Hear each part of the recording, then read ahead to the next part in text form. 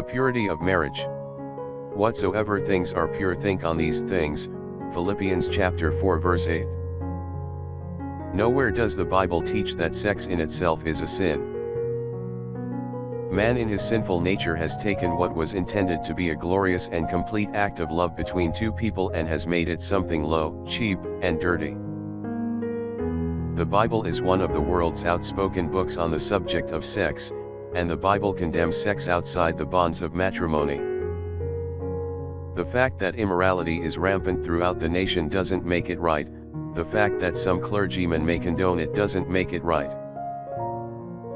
The Bible says, "There is a way that seemeth right unto a man, but the end thereof are the ways of death." Proverbs 16:25. Under Jewish law, adultery was punishable by death. Under God's law today, it also results in spiritual death. Prayer for the day. All around me, breaking your laws is made so enticing. Father, help me to keep my eyes on Jesus.